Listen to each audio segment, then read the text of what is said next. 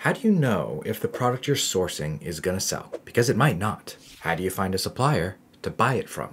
How do we make these decisions based on data and not emotion? Today, I'm gonna show you my entire process. But before I get into the exact methods of how I do product research, source, and order products, I need to tell you a story about how I screwed this up and lost over $55,000. It was last year, in fact. Here's what happened. I had the big-brained idea of selling pre-cut and pre-weeded vinyl stencils with transfer paper on them.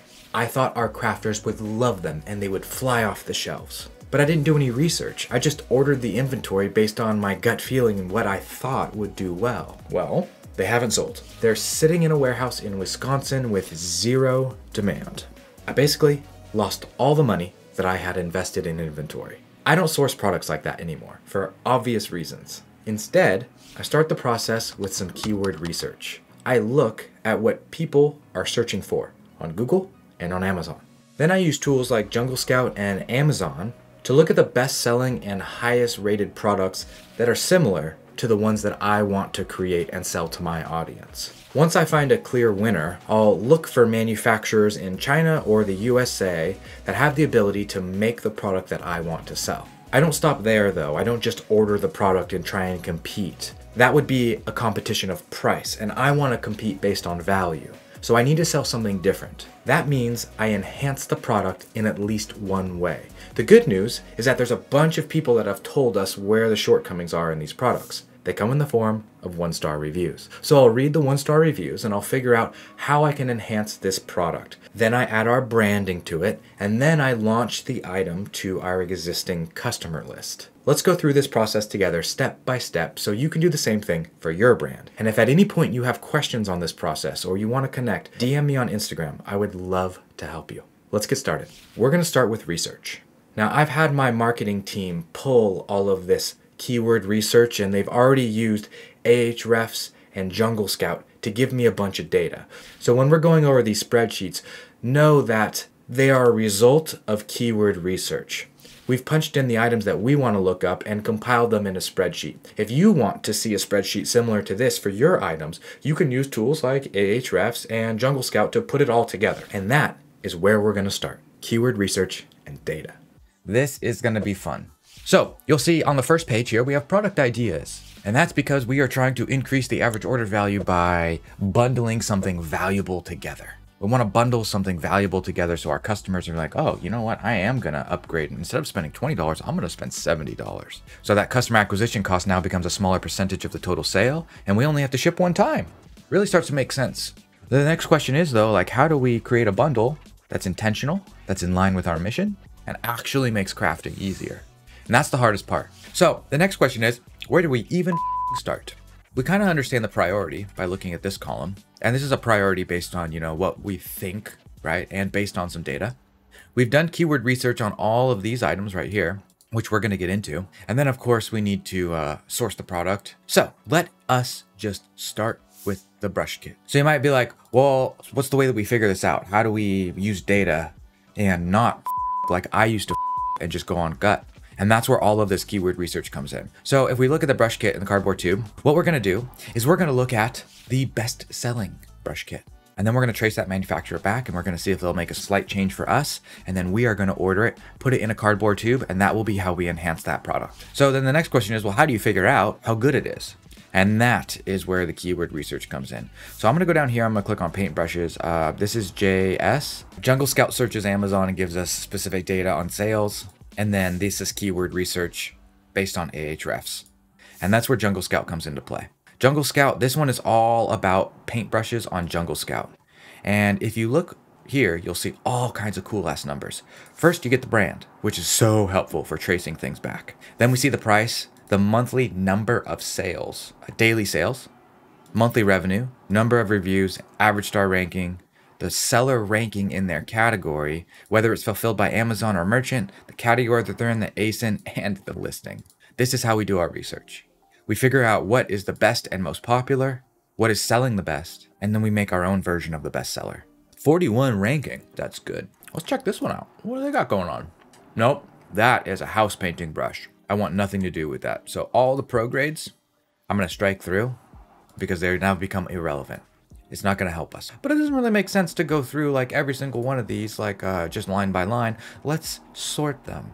So let's sort it by number of monthly sales, and let's go down this list and let's find the best one that is selling the most. Amazon. Ooh. Number 1 bestseller, 4.7 rating. You can get a 4-pack, a 6-pack, even a 10-pack of brushes. This is how they're packaged, by the way. We can make this better just by enhancing the packaging. We can make this better by enhancing the product listing. Ooh, I like this. See this infographic? I really like that. That's good. 49,000 ratings. It's a potential. So we're going to go back to our list, and I'm going to go right here, and I'm going to highlight it in green. It's 99 ranked. They sell $100,000 worth a month. They're selling 400 units a day, 12,000 units a month at $8. We can learn from that. Let's take a look at the next bestseller, 10,000 at $25. There must be a serious difference in these because it's triple the price and they're still selling about the same amount. But look at the difference in revenue, 253 versus 100. Wow. Seller ranking is very close and the rating is exactly the same. Let's take a look at this one. Ah, it's a bundle. It comes with acrylics. Classic AOV play. Enhance the value of the bundle by adding in acrylics with the paintbrushes. Those paintbrushes, to me, look exactly the same as the other ones. Let's see. The crimping is very similar. Not quite the same, but very similar. I wouldn't be surprised if those brushes came from the same place. So, not really helpful for us. So I'm going to go ahead and mark this one in yellow because it's decent, but not that helpful. Let's look at this paintbrush set. It's got $7.99, same price. They do a little bit less per month, 4.6 review. Buyer seller ranking is a little higher. Pretty much the same set as the first one. They just doctored the images a little bit, and it's a different brand. So let's go back to our sheet and we say, okay, art stories. Art stories is another good one to model after. Check the reviews. Hey, you know, before we go further, let's just look at the highest rated ones. So let's just look at these top 4 right here that are 4.9 and 4.8 because that's hard to get on Amazon. Okay. Wow, these are highly rated. Oh, it's only got 12 ratings. Let's see if they're all fake. Yeah, they're pretty much all fake. Top reviews. Let's see. Can I look at them? No, I can't even look at them. I don't believe that this product is as good as they say because the review ranking is so low. They're only selling 1,000 to 3,000 a month. I'm just going to strike through them because they're not relevant anymore. Oh, this one, 4.8, 565 reviews. That looks promising. Let's see what they got here. Interesting. 6 packs of 60 brushes. Okay. So this is palette and brush packs. This is for kids at school. This is when you're doing an art class. This is when you want to buy things for a classroom. Interesting.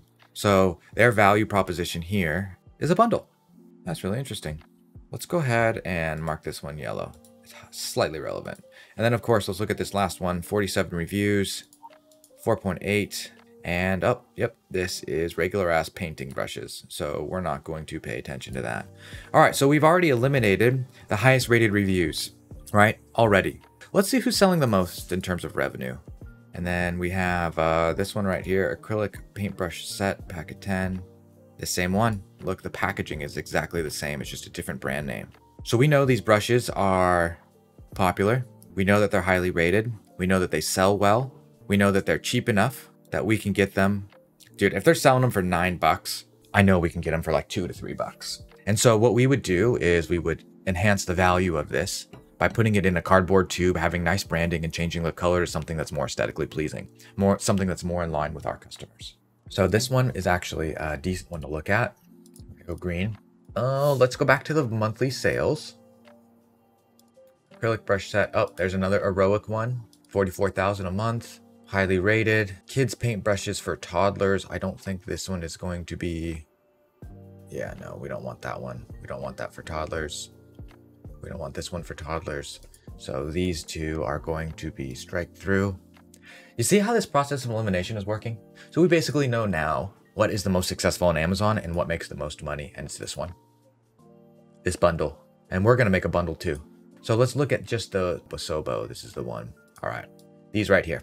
Now I take this image, save image as brushes I want. I'm going to save it on the desktop.